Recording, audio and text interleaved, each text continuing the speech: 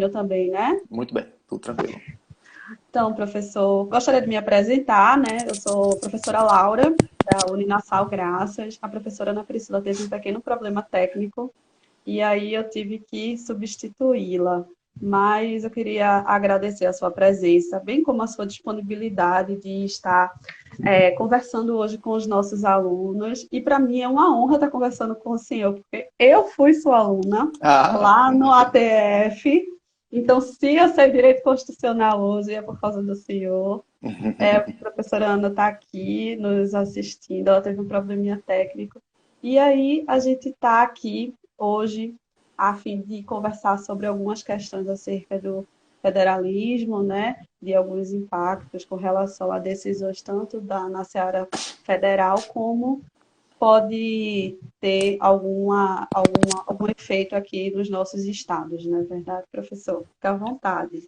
boa tarde, professora Laura. Boa tarde, professora Priscila. Vi que ela está aqui vendo a gente. Boa tarde a todo mundo aí. Em primeiro lugar, muito feliz pelo convite, né? Como eu tenho sempre conversado com as pessoas próximas, a gente está passando por um momento histórico, né? Um fato que acho que ninguém aqui vivenciou. A gente está vivenciando pela primeira vez. E claro que direito ele está imbrincado em todos os ramos da nossa vida. Então, claro que a gente tem uma... Isso vai interferir também no direito, como se lê o direito, né? Como as mudanças vão acontecer. Algumas foram aceleradas em razão desse momento que a gente está vivendo, né? Outras, imagino que sejam só momentos passageiros, vão ser esquecidos. Mas, enfim, estou muito feliz pelo convite, né? Um momento importante para todo mundo. Isso. O tema, pelo que eu percebi, o tema da live, a gente vai conversar um pouquinho sobre as medidas que foram adotadas e sobre Isso. entendimentos do Supremo, sobre isso aí, né? Antes de a gente Uhum. conversar pontualmente sobre entendimentos do Supremo e compreender como é que isso está se desenvolvendo, é bom a gente dar uma olhada no panorama geral, como é que isso Uhum. está analisado no âmbito normativo, né? Descrever aqui algumas situações para que a gente possa, tendo conhecimento disso, né? Vamos falar assim, que seria a base, a gente conseguir desenvolver o raciocínio, né? Olha só, do ponto de vista jurídico, eu acho que a gente pode colocar como marca inicial a Lei 13.979, né? É aquela lei federal que tratou de normas gerais sobre o combate à pandemia, né? A Lei 13.979, ela trata tanto de medidas no âmbito da saúde, quanto medidas no âmbito da contratação do serviço público, né? Do âmbito de contratações perante a administração pública. Bora tentar focar mais um pouquinho nas questões de saúde, porque eu acho que isso vai envolver mais a competência do Estado e essas questões de quarentena, né, de lockdown, Uhum. etc. Né? Então, olha só, a própria lei, a Lei 13.979, ela traz alguns conceitos. Né? São conceitos que a gente nem sempre vê sendo realizados na prática, mas ela traz alguns conceitos. Primeiro, ela diferencia o que é isolamento de quarentena. Né? Ela Uhum. fala Sim. que isolamento é a mera separação de pessoas, né, de mercadorias, etc. Já a quarentena é mais que isso, não é apenas o isolamento. A quarentena, além do isolamento, ela também traz possibilidade de algumas restrições, beleza? Então ela deixa muito claro o que é isolamento e o que seria quarentena, que no final das contas é isso que está causando a grande discussão, né? O que é possível fazer no isolamento, quem pode determinar isolamento ou quarentena, etc. E surgiu uma figura nova nesse meio tempo, pelo menos para a lei, né? Que é a figura do lockdown, né? Que hoje tem se falado. O lockdown, que seria uma medida até mais gravosa que a quarentena. A lei não fala em lockdown, ela fala em isolamento e ela fala em quarentena.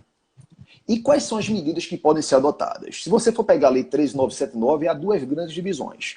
Algumas medidas que podem ser adotadas diretamente pelos gestores locais. Quando eu falo gestor local, digo autoridade estadual e autoridade municipal. Então, algumas medidas eles podem adotar diretamente, como, por exemplo, determinar a realização de exames. Isso pode ser feito diretamente. Requisição de bens e serviços. Aqui em Pernambuco a gente teve alguns episódios, né? Requisição de hospital, Em requisição hospitais. de, exatamente, requisição de material de saúde. Então, Isso. isso o gestor local pode fazer, não tem nenhum tipo de problema. Entretanto, existem outras medidas que a lei, primeiro eu estou tratando da lei, né? E eu costumo Uhum. dizer o seguinte, essa lei a gente só pode compreender, vou falar apenas da lei agora, mas a gente só pode compreendê-la perfeitamente entendendo algumas decisões do Supremo. Por isso que é importante a gente compreender como a lei trata, para depois a gente ver como o Supremo ele interpretou essa lei. Está Beleza? interpretando. Sim. Exatamente. Então a gente tem uma outra série de medidas que o gestor local ele só pode determinar se houver autorização do Ministério da Saúde. Ou seja, ele só pode determinar se houver autorização de autoridade federal. E aí um parênteses bem rápido. Observe que a lei, ela nem fala autorização do presidente da República. Ela fala autorização do ministro da Saúde. Né? E daí, essa série de problemas que a gente tem visto entre presidente da República e ministro da Saúde, porque a competência do ministro. O presidente ele pode até nomear e exonerar um ministro se ele quiser, mas ele não pode decidir no lugar do ministro, porque a lei fala, isso aqui tem que ter autorização do ministro. E dentro dessas medidas a gente tem quarentena, a gente tem isolamento, a gente tem restrição de transporte interestadual e intermunicipal, ou seja, restrição do direito de ir e vida, entre outras. Tudo isso, segundo a lei, o gestor local, para adotar, ele tem que ter autorização do ministro da Saúde, ok? Então, isso tudo depende da autorização do ministro. A lei fala o seguinte também, que cabe ao Executivo Federal determinar o que são serviços essenciais. Sim. Os serviços e atividades essenciais, elas não vão poder sofrer solução de continuidade, eles vão continuar funcionando mesmo durante a pandemia. Então, basicamente é isso que a lei traz. Então, observe que a lei ela tem alguns conceitos em branco. Por exemplo, ela fala que serviço e atividade essencial deve continuar a funcionar, mas a lei não diz o que é serviço e atividade essencial. Então vem o decreto. Né? Vem o decreto presidencial, bora ficar no âmbito federal por enquanto, depois a gente afundida para os estados e municípios. A gente teve alguns decretos tratando disso. O principal deles é o decreto 10.282. Esse decreto 10.282 ele já sofreu uma série de modificações. A última foi o decreto 10.344. Né? Então, de maneira geral, o que é que o decreto diz que é atividade essencial? Ele vai detalhar, o decreto é detalhado, né? Não tem como a gente falar tudo aqui que ele diz, mas de maneira geral, o que é que ele diz? Que são aquelas atividades que são essenciais à manutenção da vida, saúde e segurança. Então, aquelas atividades que dizem respeito à manutenção da vida, saúde e segurança, elas são consideradas essenciais. E tudo isso, obviamente, analisado segundo critérios técnicos, critérios do Ministério da Saúde e da Anvisa. O decreto 10.344, inclusive, que é o mais recente, né, ele considerou como atividade essencial, está aqui, até polêmico, né? Bem polêmico, né? Construção civil, atividade industrial, mas vem no final, salão de beleza e barbearia e academias. Né? Então, é como a gente tem isso normativamente tratado no âmbito federal. Então, o que é importante a gente compreender? Aquelas atividades, aquelas medidas que têm que ser adotadas com autorização do ministro da Saúde, lembrar que a lei diz que compete a um decreto do presidente, um decreto federal, determinar quais são as atividades essenciais. Né? Então, toda polêmica reside nisso aí. Né? E como é que o Supremo tem tratado isso? Né? Por enquanto, a gente só está descrevendo os fatos, como está normativamente tratado. Né? Mas aí vem algumas impressões pessoais, até para a gente compreender, no fundo, as decisões do Supremo. Né? Eu acho que existem... Muita gente acha polêmica essa decisão do Supremo, dizendo que o Estado pode determinar a quarentena, o município pode determinar a quarentena, né, independentemente da autorização do governo federal. Muita gente tem criticado, muita gente tem achado que é acertado, mas bora tentar descrever o porquê o Supremo tem feito isso. Né? Eu acho que o Supremo tem feito por dois motivos básicos. Aí não é nem uma opinião minha, é uma descrição do que eu estou vendo realmente acontecendo. Até porque a gente estuda as decisões do STF e tem mais ou menos um parâmetro de como elas estão sendo tomadas. Assim, quando a gente vê relatoria de Gilmar Mendes, relatoria de Celso de Mello, a gente tem mais ou menos uma noção de como essas decisões elas vão vir, né? Exato. O que acontece? No primeiro momento, né, a gente sabe que o país ele vive um momento político já há algum tempo bem conflituoso. Né? Onde há, né, se a gente observa, tanto no poder legislativo quanto no poder judiciário, um déficit de confiança com relação às decisões do presidente da República. Existe esse déficit. Né? Eu não quero entrar aqui em assunto polêmico, isso é assunto político, mas isso é observável. Né? Independentemente do que X, Y, Z acham, há um déficit de confiança com relação às decisões do presidente da República. Né? Então, em razão disso, isso tem reforçado o entendimento dos ministros do Supremo de fazer o seguinte: olha, não bora concentrar tudo numa pessoa só, não. Vamos espalhar essas decisões, né, a menos risco de dar errado. Né? Tanto é como você comentou agora há pouco, né? Um decreto recente que diz, numa situação dessa, que salão de beleza né, é atividade essencial. Né? Por mais que seja importante a pessoa estar bela, né, a pessoa pode sofrer um pouquinho a restrição a esse direito nesse momento. Né? Eu acredito nisso também, Marcos. Exato. Né? Então, acho que esse é o primeiro pilar que vem guiando as decisões do Supremo, esse déficit de confiança às decisões tomadas pelo Executivo Federal. E um segundo pilar, que isso já vem se desenvolvendo há muito tempo. Né? E aí é importante a gente conversar um pouquinho sobre federalismo. Né?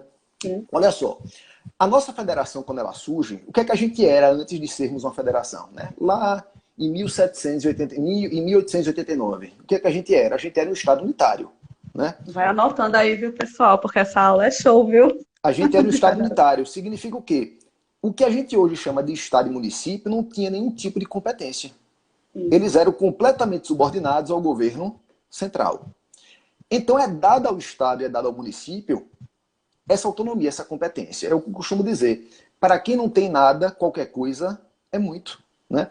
Então, a União deu competência ao Estado, a União deu competência ao município, mas reservou para si as principais competências. Ela falou, opa, isso aqui eu deixo você decidir, mas já isso aqui que é mais importante, eu não vou deixar você decidir, porque isso aqui fica comigo. A União tinha tudo.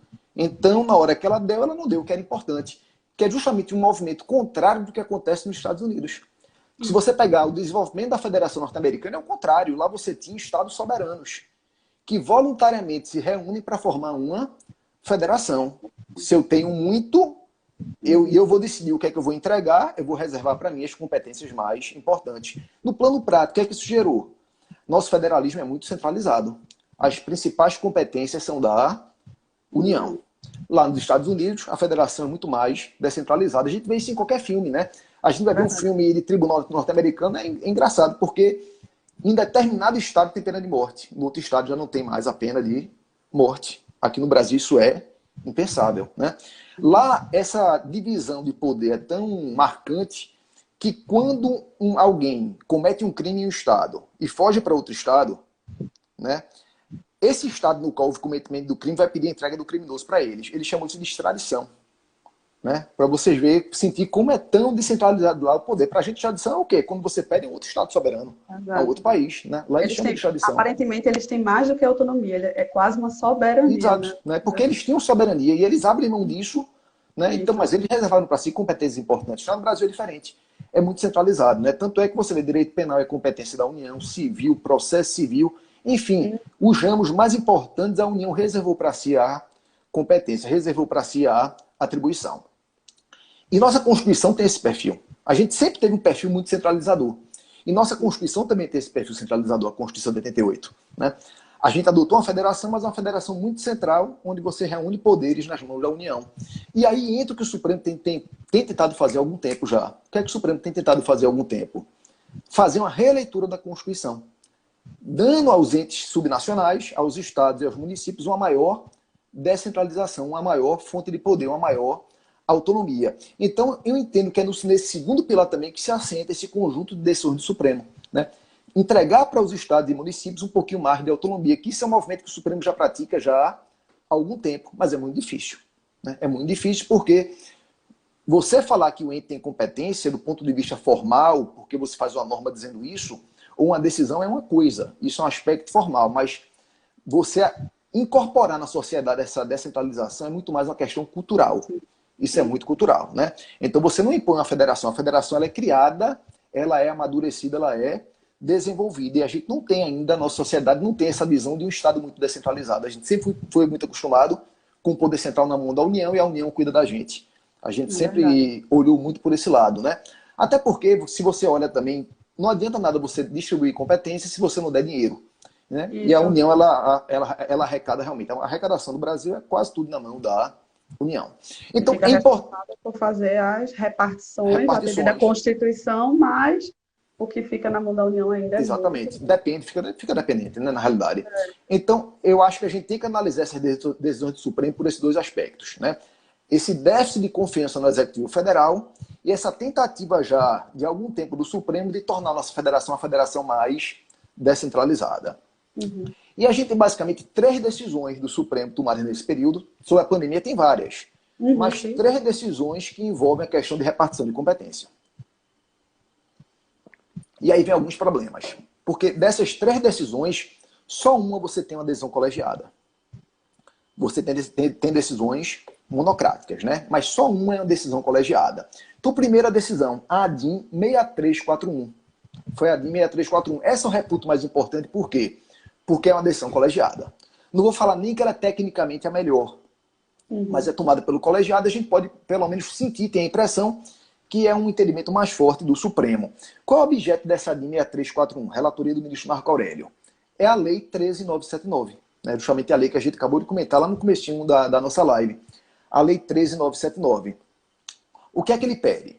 Pede a declaração de inconstitucionalidade da lei e, não sendo declarada inconstitucional, ao pedido de quê? De que estados e municípios possam definir o que são serviços e atividades essenciais.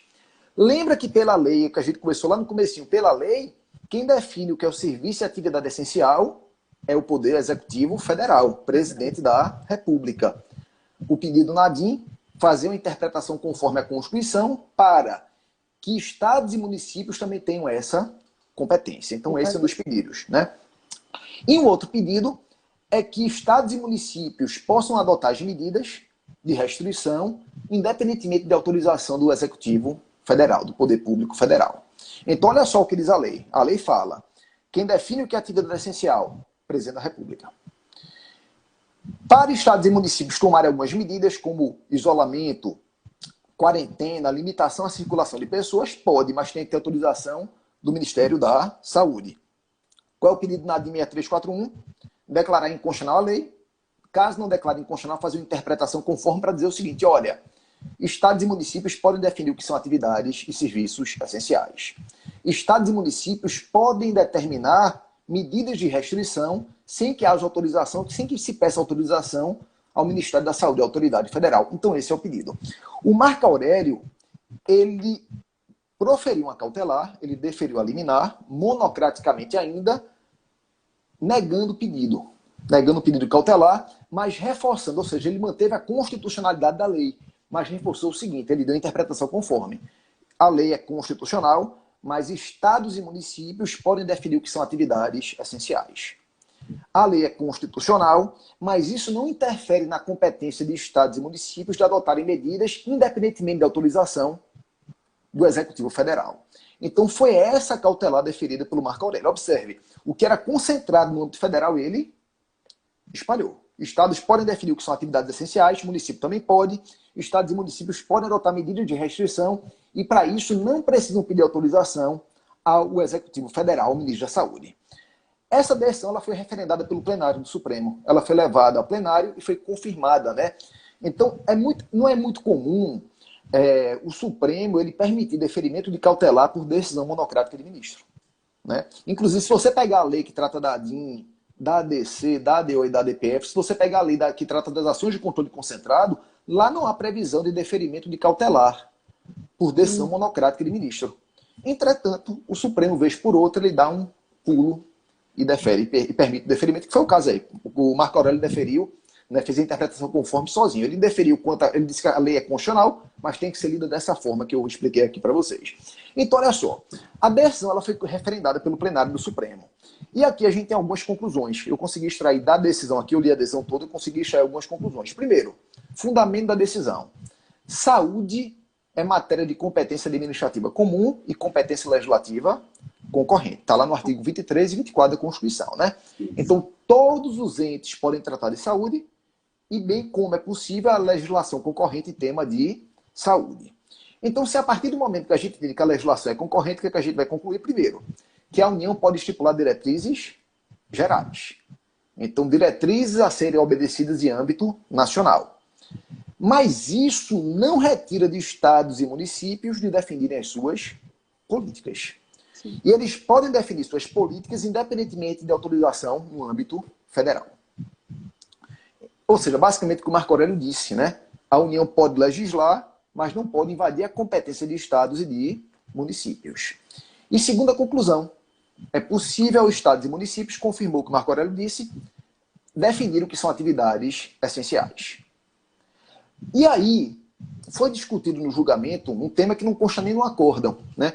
Mas um temazinho importante que é o seguinte, foi até levantado pelo ministro Alexandre de Moraes. Ele falou o seguinte: olha, beleza, a gente está dando competência ao Estado e competência ao município. Mas será que um Estado de São Paulo, por exemplo, pega um Estado grande como São Paulo, ele é responsável por distribuir ao país, por exemplo, vários gêneros alimentícios. Será que o governador de São Paulo poderia bloquear a estrada? Foi que o Supremo não está no acordo, mas que foi que se foi decidido na hora. Olha, estados e municípios podem decidir, mas eles não podem tomar decisões que coloquem em risco o país. Uhum. Porque se aquela decisão colocar em risco o país, aquilo, obviamente, é vedado constitucionalmente, né? Como, por exemplo, não pode provocar o desabastecimento nacional. Então é isso que a gente consegue extrair dessa primeira adesão, que eu reputo a adesão mais importante, porque foi tomada pelo colegiado. Repito aqui, a DIN 6341. Então, quais foram as premissas? Tratar de saúde é competência comum e concorrente. União pode estabelecer diretrizes gerais, mas não pode invadir competência de Estado e de município, que eles podem decidir independentemente de autorização do Poder Público Federal. Ele pode decidir, como o Supremo falou, no âmbito de suas competências, no âmbito de sua autonomia, mas ao assim decidir, não pode colocar em risco o país. Essa decisão, apesar de ser a primeira e mais importante, ela é lacunosa, porque o Supremo deixou de enfrentar vários temas importantes. O Supremo, ele poderia ter dado para a gente mais segurança jurídica quando decidiu isso aí. Por exemplo, o Supremo fala: estados e municípios podem decidir no âmbito das suas competências. Até onde vai essa competência? Principalmente quando a gente está falando de município, né? Porque o artigo 30 Exatamente. da nossa Constituição se limita a falar que a competência do município trata acerca do interesse local. E aí, Exato. quando a gente vai para as decisões do STF para saber o que vem a ser esse interesse local, a gente não tem uma regularidade nessas decisões. Exatamente. É verdade? É completamente casuístico. É caso a caso. Exatamente. Então, o Supremo, nesse momento, ele já podia ter, até a título pedagógico, dado norte. Olha, o Estado e o município podem decidir no âmbito de suas competências, no limite das suas competências. A competência, ele pode fazer isso, aquilo e aquilo outro, mas não pode fazer isso, aquilo e aquilo outro. Ele não decidiu, ele silenciou. Então, a primeira crítica a essa decisão do Supremo, né? Ela poderia ser menos lacunosa, poderia ser mais completa. E uma segunda crítica é que ele não tratou da atuação da Anvisa no caso. Observe que lá a Lei 13.979 ela falou o seguinte: as medidas podem ser tomadas desde que o respaldo técnico da Anvisa. A decisão do Supremo ela silencia com relação à atuação da Anvisa.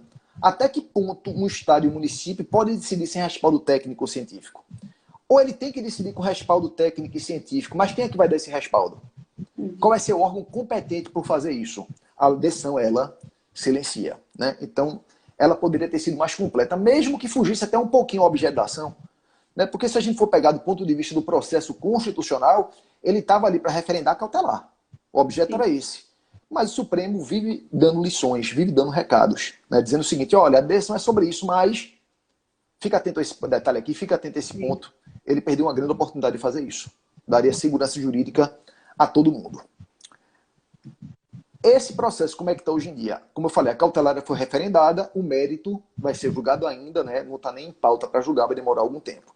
Então essa é a primeira decisão, que, como eu falei, eu reputo mais importante pelo fato de ser uma decisão colegiada. A gente tem outra decisão importante, que é a DPF 672. Essa DPF 672, ela foi proposta pela OAB, Ordem dos Advogados do Brasil, e a relatoria do ministro Alexandre de Moraes, né? Por que foi uma DPF? Olha só, a primeira que a gente comentou foi uma DIN, porque qual era o objeto dela? Uma lei federal, né? Então, o objeto é um objeto viável de ser analisado via DIN. Essa DPF, ela é bem estranha, né? Eu nunca, assim, o tempo que eu acompanho a decisão do Supremo, nunca vi uma parecida com essa. Qual é o objeto dessa DPF? Atos omissivos e comissivos do Poder Executivo Federal, dando nomes, né, do presidente da República, prejudiciais ao combate à pandemia e prejudiciais ao direito à vida, à saúde, dentre outros. Esse é o objeto da DPF. Atos comissivos e omissivos do Poder Executivo Federal, prejudiciais ao combate à pandemia, prejudiciais ao direito à vida, à saúde, dentre outros. Então esse é o objeto da ADPF. O que é que a OAB pede nessa DPF? Qual é o pedido dela? Ela faz dois pedidos. Usou a Primeiro, possibilidade de ser residual da ADPF exatamente, bem mesmo, né? lembrado, muito bem lembrado. Por que a DPF? Porque a gente sabe que a DPF ela é regida pelo princípio da subsidiariedade. Quando não cabe a DIN, né, ação direta de inconstitucionalidade, quando não sabe ação declaratória de constitucionalidade, quando não cabe ação direta de inconstitucionalidade por omissão, você vai para a DPF, para arguição de descumprimento de preceito fundamental. Observe que essa DPF aqui, o objeto dela o que é? Algo que nem existe ainda, né? Exato. É para evitar que o presidente faça algo. Né? Então, é uma DPF, ele ajuizou a DPF. Pedidos da DPF. Determinar que o presidente deixe de praticar um ato, né, que seja nocivo ao combate à pandemia e determinar que ele pratique, implemente políticas econômicas para auxiliar, né, quem tiver sido aquelas atividades, aqueles setores mais atingidos pela crise. Então, esse é o objeto da DPF. Né? Primeiro, um pedido, uma obrigação de não fazer. Não fazer o quê? Bem geral. Não praticar atos que prejudiquem o combate à pandemia. E segundo, uma obrigação de fazer. Implementar medidas, ou seja, medidas concretas que façam o quê? Que dê apoio financeiro, dê suporte financeiro aos setores que foram atingidos pela pandemia. Então, esse é o pedido. Essa cautelar, ela já foi analisada pelo Alexandre de Moraes. Não há adesão do plenário ainda do Supremo, não foi levada a plenária. Então, a gente tem uma adesão monocrática. E uma decisão que eu entendo que foi muito bem fundamentada. Né? A gente pode discutir até do ponto de vista processual se seria cabível no ADPF, né? Porque você ingressar com a ADPF contra um ato que é incerto, que ninguém sabe se vai existir, mas bora deixar um pouquinho do lado essa parte de processo constitucional, até porque o Supremo ele não perderia a chance de julgar essa situação, né? Com certeza. De ser protagonista numa situação dessa. Então, ele vai dar um jeito de conhecer a DPF. Então, para mim, isso é uma coisa que é certa. Ainda mais porque o judiciário tem a obrigação de decidir, né? Ele não pode silenciar. Então, mais do que nunca, ele com certeza iria se manifestar em algum sentido. Aí, o que foi que o Alexandre de Moraes decidiu? 2 pedidos, lembra? Primeiro pedido, a questão de implementação de medidas econômicas. Ele indeferiu, ele negou a cautelar com relação a isso. Por que ele negou? Ele falou o seguinte, olha, isso envolve matéria orçamentária, matéria financeira, o judiciário ele não tem conhecimento do suporte financeiro que pode ser dado, o que não pode ser dado. Isso está além das possibilidades de conhecimento do Poder Judiciário. E além disso, o Executivo ele tem implementado algumas medidas, né? Você tem auxílio emergencial, você tem a possibilidade de recebimento pelo seguro-desemprego, enfim, essas medidas estão sendo adotadas. Então, com relação a essa implementação de medidas concretas para dar suporte financeiro aos setores que foram economicamente atingidos, ele negou. Principal fundamento da decisão, separação dos poderes. Isso aqui não é competência do judiciário, isso aqui tem que ser resolvido pelo Poder Executivo, e o Executivo está fazendo. Ele deu até um recado, se o Executivo não estivesse fazendo, a gente poderia até dar um empurrão para ele fazer. Mas ele está fazendo. Se ele está fazendo, não sou eu que vou dizer que aquilo está sendo ou não está sendo feito da melhor forma, não tenho expertise para isso. Então, com relação a esse primeiro pedido, ele negou. Com relação ao segundo pedido, aquele pedido bem genericão, né? Evitar que o presidente adote medidas que vão contra o combate à pandemia. Ele deferiu a cautelar. A cautelar ela foi deferida, né? O que foi que ele disse aqui, ó? Ele bateu no mesma tecla, ele partiu lá daquela adesão do Marco Aurélio que a gente conversou agora há pouco, que foi referendada pelo plenário do Supremo. Ele falou o seguinte, olha, tratar de saúde é competência que pertence a todos os entes. É competência como pertence a todo mundo, ok? Se pertence a todo mundo, estados e municípios, eles também podem adotar essas medidas. E por que ele falou isso? Porque a partir do momento que ele fala que o estado e município podem adotar, o que ele está dizendo? Presidente, você não pode interferir nisso. Sim. Qual era o pedido? Evitar que ele adote medidas que dificultassem o combate à pandemia. Então o que ele está dizendo? Ele foi por outro caminho. Ele falou, olha, estados e municípios, para não bater forte no presidente, ele falou o seguinte, estados e municípios podem adotar as medidas. E pode adotar, e o presidente não pode interferir. Foi o que ele disse. Então, o que a gente consegue tirar de conclusão aqui? Ó? Primeiro ponto. Essa decisão dele se baseia no princípio federativo, que a gente conversou agora há pouco. Né? Então, observe, ele negou o primeiro pedido com base na separação dos poderes e deferiu o segundo com base no princípio federativo. Então, o que é que ele diz? Que estados e municípios podem, no âmbito de suas atribuições e nos seus limites territoriais, adotar medidas restritivas. E o chefe do executivo não pode interferir nessas medidas, que é o que vem acontecendo em termos práticos atualmente. Ele também determinou que a União, se entender necessário, pode estabelecer medidas restritivas gerais. Mas essas medidas restritivas gerais não podem interferir nas medidas determinadas por estados e por municípios. O que é que a gente consegue entender isso aqui? Se a gente for enxugar essa decisão, o que é que a gente consegue entender? Que está surgindo, na hipótese, algo que a doutrina tem chamado de federalismo de contenção. O que é que seria esse federalismo de contenção? Que a União pode estabelecer medidas gerais, mas o Estado pode restringir, conter ainda mais essas medidas. E os municípios também poderiam conter ainda mais as medidas editadas pelo Estado. Em termos práticos, o que é que a gente consegue extrair? Se o presidente entendesse que fosse caso de determinar em todo o território nacional uma quarentena, um governador não poderia dizer o contrário. Ele teria que respeitar a quarentena. O município também não poderia dizer o contrário. Ele teria que respeitar a quarentena. Mas se o Poder Executivo não determinar a quarentena, nada impede que o Estado, no seu âmbito, determine. E os municípios, naquele Estado, vão ter que obedecer. Então, um ente menor ele pode conter medidas determinadas pelo ente maior. É o que tem chamado de federalismo de contenção. É o que a gente consegue extrair dessa decisão, né? Então, ele pode editar medidas gerais, mas não impede que estados e municípios editem medidas mais restritivas. E ele ainda deu um recadozinho. O que foi que o Alexandre de Moraes falou? Olha, o que eu estou falando, que o Alexandre de Moraes disse, né? O que eu estou falando é o seguinte, que estados e municípios têm competência para editar medidas. Eu não vou entrar agora no mérito dessas medidas. Uhum. Se cada estado e município editar medida, claro que aquela medida individualmente considerada pode ser levada ao poder judiciário. Imagine, por exemplo, uma quarentena que foi determinada por um município ou por um governador do estado, sem respaldo técnico. Aquela medida pode ser analisada. Ele tem até competência para editar. Mas será que naquele caso concreto, materialmente, era o caso de editar? Então isso o judiciário ele pode analisar. Então ele deixou esse recado. Competência A. Nada impede que cada medida seja levada individualizadamente ao judiciário para verificar se ela é ou não é legítima. Então foi o recado que o Alexandre de Moraes passou para a gente na DPF 672. Como eu falei, essa DPF não foi levada ainda ao plenário do Supremo. Está pendente de referendo, mas já surte efeitos, já está surtindo efeitos. E a gente tem mais um entendimento do Supremo, que isso foi muito pouco falado, mas eu entendo que é muito importante. Isso aqui foi um pedido de suspensão liminar. Um pedido de suspensão liminar 1309. Qual é a situação? O município de São Paulo, município de São Bernardo do Campo, o prefeito editou um decreto. O decreto, ele restringia a liberdade de locomoção de quem tivesse mais de 60 anos de idade. Então, quem tinha mais de 60 anos de idade, grupo de risco, né, segundo o prefeito, ele tinha uma restrição à liberdade de locomoção. Tinha que ficar em casa, só podia sair em situações lá que o decreto enumerava. Então, essa é a situação. Seria um lockdown etário. Exatamente, lockdown etário, mas exatamente isso. O Ministério Público entrou com ação civil pública. Entrou com a CP para que aquele decreto não fosse aplicado. Uhum. A matéria chegou no TJ de São Paulo. O que foi que o TJ de São Paulo falou?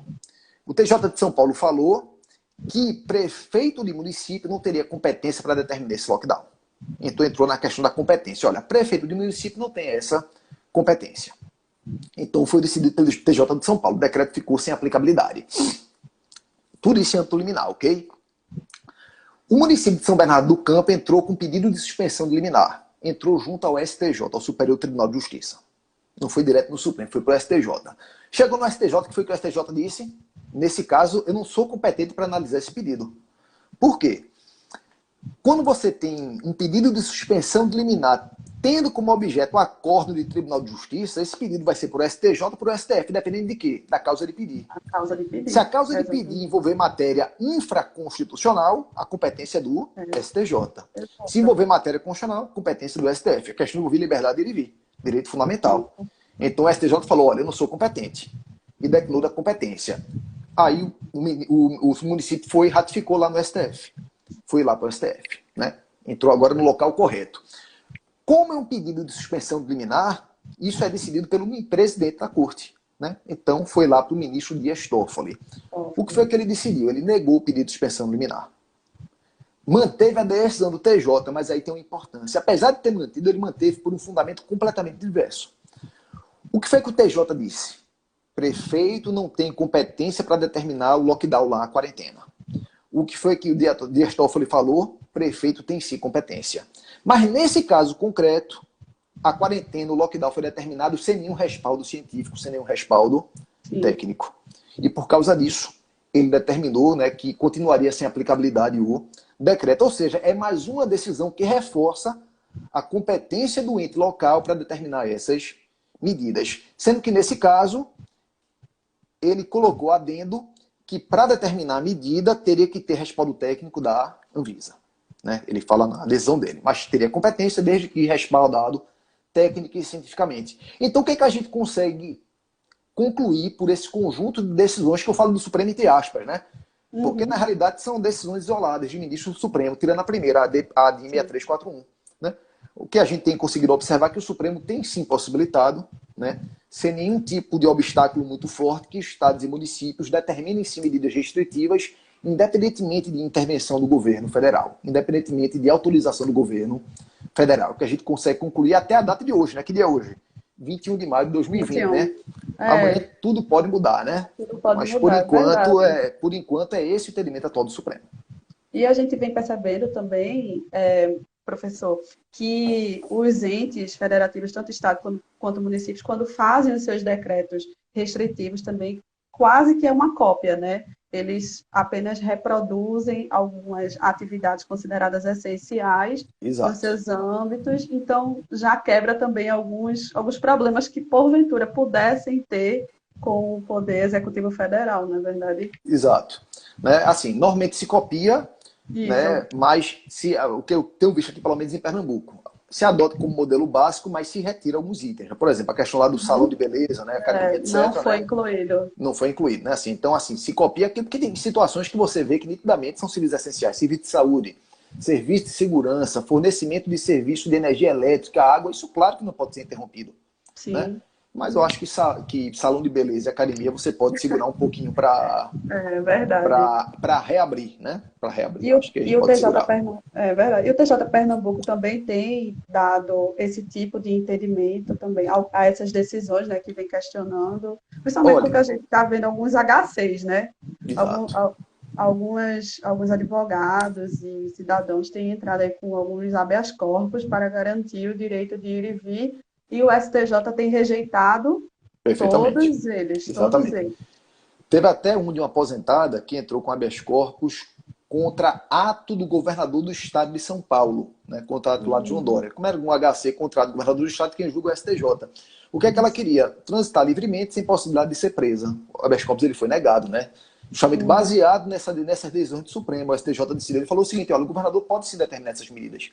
Se ele pode determinar, então assim, você não tem direito ao habeas corpus, né? Então, denegou lá o habeas corpus, baseado nesse entendimento do Supremo. O TJ daqui de Pernambuco, vamos falar de âmbito mais geral, o CNJ ontem, inclusive, editou uma recomendação aos magistrados. Bem interessante. Depois, quem puder, dá uma olhadinha no site do CNJ. Bem interessante mesmo. A resolução é relativamente longa, não é nem a resolução, é a recomendação. Mas a ideia que ele passa de modo geral é o seguinte: decidam, mas tentem respeitar as decisões técnicas dos gestores técnicos, locais inclusive. Então ele passa essa ideia. A recomendação, até fugindo um pouquinho, né? A atribuição do CNJ, que é mais no âmbito administrativo, mas ele deu uma recomendação até para a decisão judicial. Falou o seguinte: olha, quando forem decidir, tentem dar prevalência, tentem dar preferência às decisões tomadas por quem tem conhecimento técnico, pelos gestores, né? Ele até proferiu essa recomendação ontem. É até interessante. Quem puder dar uma olhada no site do CNJ, é interessante que se olhe. É bem bacana bem interessante a resolução do CNJ ontem, expedida. Né? Outra coisa que muita gente tem questionado é com relação a estado de defesa e estado de sítio. Sim, Muita gente me verdade. perguntou: Mário, Verdade. será que não seria o caso de determinar se está estado de defesa ou estado de sítio? Muita gente tem tratado disso. Porque se a gente for Verdade. pegar o pé da letra, né, se você for verificar essas medidas de restrição, de isolamento, a Constituição, ela não fala Uhum. delas. Sim. Ela não fala delas, né? Ou melhor, fala quando se trata de estado de defesa e estado de sítio. Então, será que não seria o caso de decretar, né? Entendimento pessoal meu, né? Cada um tem seu entendimento, tem entendimentos diferentes. Esse é o entendimento pessoal meu. Para mim, olha, quando o Constituinte, lá em 88, ele foi escrever nossa Constituiçãozinha lá, né? 88 não, antes de 88, e a partir de 85 foi escrever nossa Constituição, ele nunca pensou numa situação dessa. Sim. Então, quando ele tratou do estado de defesa e estado de sítio, quando ele fala em guerra, lá estado de sítio é guerra mesmo, uma guerra Guerra. material, uma guerra Guerra. física contra o Estado. Não Isso. a guerra sanitária, que alguns tentam até chamar de guerra sanitária, eu acho que já para Dá uma tentar forçadinha de dar uma barra. forçada, né? Então, assim, não estava, eu acho que não, imagino eu que não estava na cabeça dele Uhum. impossibilitar a decretação do estado de defesa e do estado de sítio numa situação dessa, Na né? nossa cabeça não estava há 3 meses atrás. Exatamente. Né? Né? Do jeito que está hoje em dia, eu não vejo razão de ter estado de defesa e estado de Uhum. sítio. Talvez, se a situação se piorar, né? Torcer que não, a gente possa Uhum. até mudar esse pensamento. Mas eu acho que você determinar estado de defesa não seria nem cabível, porque estado de defesa é quando é uma calamidade em local determinado. No caso aqui, seria uma coisa generalizada. Então, seria caso do estado de sítio. O estado de sítio é... A gente não pode comparar a situação da gente atual com a situação de guerra real. Exato. Para se decretar um estado de sítio, né? Então, acho que você pode sim, partindo da ideia de que você pode restringir direitos são naturalmente restringíveis, eu entendo ser possível você criar essas restrições diante da excepcionalidade sem decretar essas medidas que são medidas mais gravosas, né? Se você pode por medida gravosa, por que você não pode resolver por uma medida menos gravosa? O princípio da razoabilidade eu acho que é perfeitamente possível, né? Então, sou contra juridicamente decretar qualquer medida dessa no momento. Né? Também concordo plenamente com a sua opinião. Eu acho que as restrições que são presentes num possível estado de sítio são muito gravosas. A gente tem que conseguir realmente manter o isolamento social no patamar requerido pela OMS, uma vez que tem respaldo científico, né?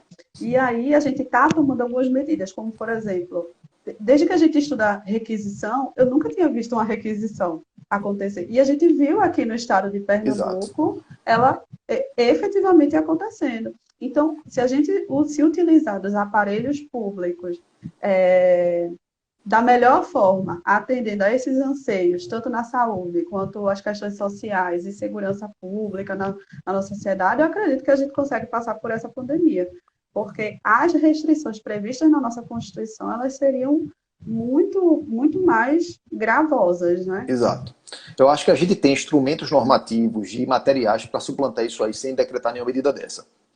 E pela nossa experiência, né, às vezes que a gente teve decretação dessas medidas, o resultado não foi algo muito bom. Né? O resultado não foi algo muito bom. Então, acho que é algo que tem que se evitar ao máximo. Né? A gente não está de jeito nenhum numa situação na qual haja necessidade de decretação dessas medidas. Tanto é que o Brasil está resolvendo devagarzinho, caminhando com as dificuldades, mas está se resolvendo mais. Eu desconheço algum país do mundo, talvez algum país com viés mais autoritário, mas as democracias, Estados Unidos, países da Europa, acho que não lembro de algum ter decretado nenhuma medida dessa de estado de defesa do estado de sítio para combater a pandemia. Eles estão combatendo por meio de medidas de legalidade excepcional, mas sem decretação dessas medidas que são mais excepcionais ainda. Exatamente. E a gente tem alguma noção de quando o plenário do STF pode se manifestar acerca das decisões monocráticas, professor? A qualquer momento, né? O Supremo hoje mesmo, ele tem analisado quase toda semana, a gente tem uma decisão do Pleno do Supremo sobre a matéria. Hoje mesmo, eu estava acompanhando, o Supremo está analisando a constitucionalidade daquela medida provisória bem recente, que flexibilizou a responsabilidade de agentes públicos durante a situação de pandemia. Começou o julgamento hoje e vai concluir. Começou o julgamento ontem, melhor dizendo, né, até com o voto bacana do Roberto Barroso, um voto que eu achei bem razoável, mas que está continuando hoje. Não sei nem qual foi o resultado. Deve ter algum resultado por aí. Então, em breve, a gente deve ter a ratificação dessas medidas. É aguardar realmente. Né? Verdade, que algumas pessoas estariam alegando. Eu não vejo nesse sentido, mas algumas pessoas estão alegando que estaria mitigando o artigo 37, parágrafo 6º, né? Da nossa Constituição. Não vejo dessa forma ainda, mas também não concordo com a existência dele. Não, mas concordo. Opa, deu uma travadinha aqui. Aqui travou um pouquinho. Oi. Travou, mas voltou aqui.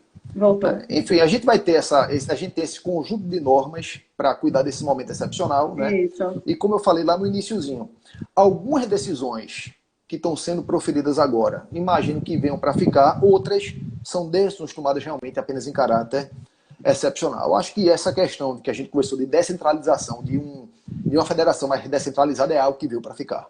Eu acho que é algo que efetivamente vai acontecer. É o caminho que o Supremo está treinando há algum tempo e tem forçado esse caminho mais recentemente. Outras eu acho que vai se passar. É uma coisa realmente episódica, né? Coisa que está acontecendo agora nesse momento. Né?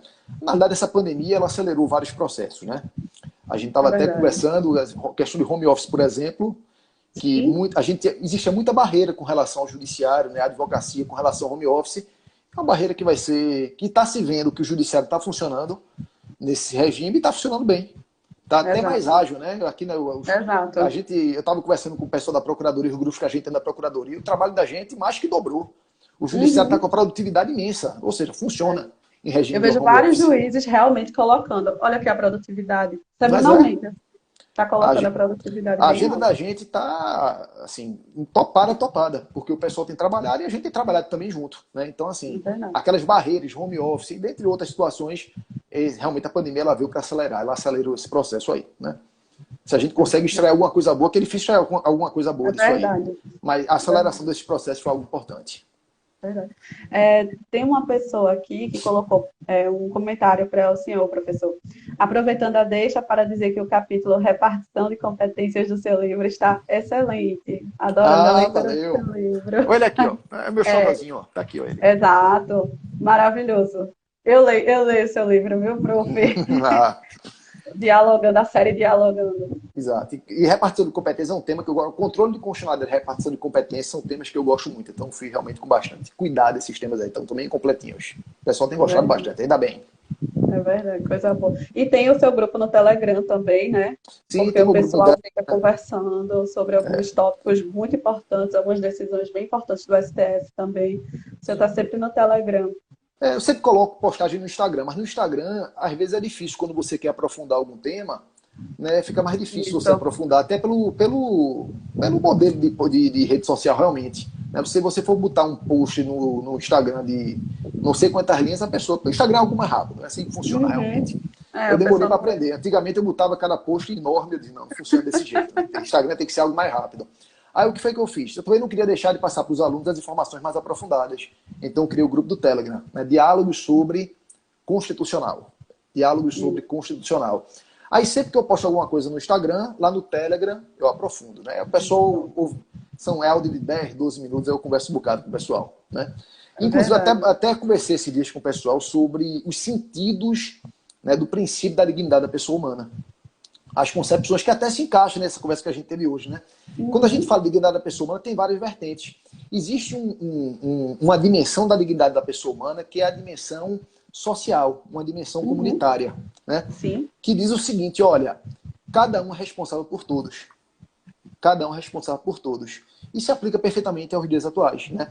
A gente vive uma situação na qual cada um de nós é responsável por todos. Daí a É importância de verdade. respeitar as regras de isolamento, as regras de quarentena, as regras de quem tem conhecimento técnico. Né? Muita gente me pergunta, Mário, tu acha certa essa questão de quarentena, de isolamento? Tu acha que serve? Eu digo, não tenho a menor ideia, mas eu sou obediente. Eu entendo de Exato. direito.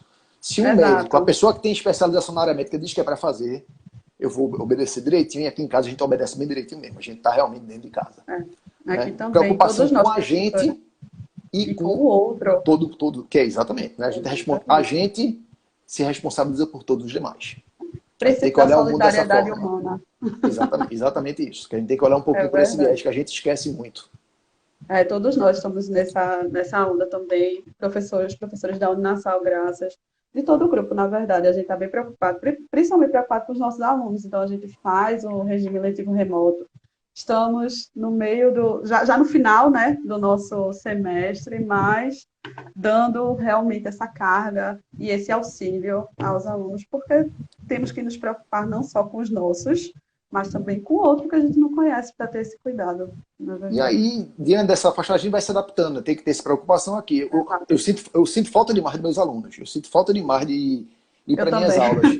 Mas o que é que eu tenho feito? Eu montei agora um estudozinho em casa. Eu vou começar a Uhum. gravar minhas aulas em casa e vou passar para os meus alunos as aulas gravadas em casa. É um jeito que eu vou ter que arranjar para ter contato. Eu sempre gostei muito do contato com o aluno, de estar em sala de Sim. aula, olhando para o aluno. Então, eu sempre fui muito reticente com a aula online. Sempre ministrei Uhum. aula online, mas não era meu principal modo de ministrar aula. Né? Mas eu estou vendo que estou começando a gostar. Estou É começando a isso. gostar, estou me organizando para a gente começar a fazer online agora. É isso. Então, professor Mário, muito obrigada pela sua disponibilidade. Desculpa o atraso também na entrada, né, aqui no online, mas em nome da Uninasal, graças, eu só tenho a lhe agradecer. Eu lhe admiro bastante, eu lhe acho um profissional incrível. Eu comecei a ser sua aluna em 2016 e realmente, quando surgiu essa oportunidade de conversar aqui com o senhor, foi muito bom mesmo. Eu lhe acompanho no Instagram, vejo algumas coisas do Telegram também. E sigam o professor Francisco Mário no Instagram, tá, gente? Porque as postagens dele são super inteligentes, maravilhosas. Super comentários falando sobre o STF. Você quer estudar direito constitucional, estude com o professor Francisco Mário, porque com certeza você aprende e ele está super disposto a lhe ensinar o tempo todo. Tá certo? Professora, eu que agradeço o convite, né? Foi muito proveitosa a live. Espero que todo mundo tenha gostado, tenha retirado alguma liçãozinha daí, de aprender um Isso. pouquinho mais, né? A gente sabe que o professor é distribuir conhecimento, né? A gente não, guarda, Exato. não pode ter exclusividade de conhecimento. Conhecimento, quanto mais distribuído, melhor. Estou aqui à disposição quando vocês precisarem, só chamar. Muito obrigada. Boa tarde. Cuide da sua Tchau, tchau. família. Tudo de bom. Tchau, Beijo, viu? tchau. Tchau, tchau. Tchauzinho. Um abraço. Tchau, tchau. Abraço para todo mundo, beijo para todo mundo. Tchau, tchau.